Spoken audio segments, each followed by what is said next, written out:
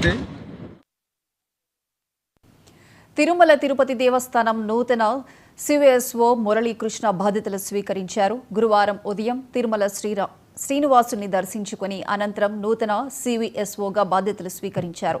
ఈ సందర్భంగా ఆలయ రంగనాయకుల మండపంలో వేద పండితులు వేద ఆశీర్వచనం అందించారు.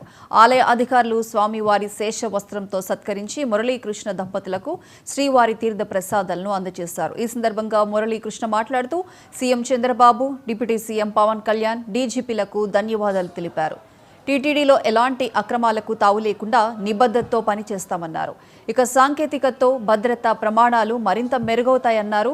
దళారీ వ్యవస్థను అరికట్టే విధంగా పటిష్ట విధానాన్ని అందుబాటులోకి తీసుకొస్తామని తెలిపారు. చీఫ్ సెక్రటరీ మరియు గౌరవ డీజీపీ గారికి అందరికీ కూడా హృదయపూర్వక ధన్యవాదాలు తెలియజేసుకుంటున్నాను. ఇదివరలో ఇక్కడ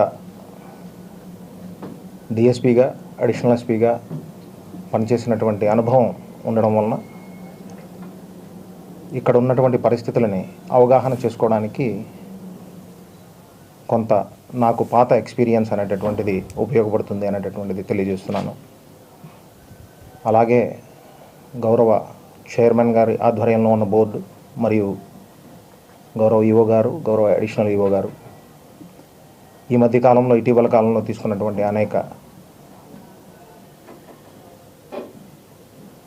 స్టెప్స్ ఏవైతే ఉన్నాయో అవన్నింటినీ కూడా ఒకసారి నేను కూడా వాటిలన్నింటినీ కూడా అర్థం చేసుకోవాల్సినటువంటి అవసరం ఉంది.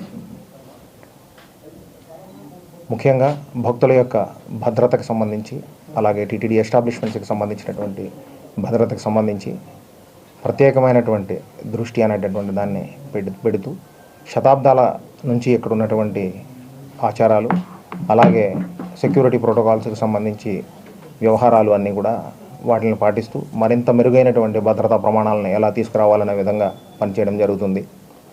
అలాగే భక్తులకి సంబంధించి కానీ, టీటీడీ ఎస్టాబ్లిష్మెంట్స్కి సంబంధించినటువంటి దాని కానీ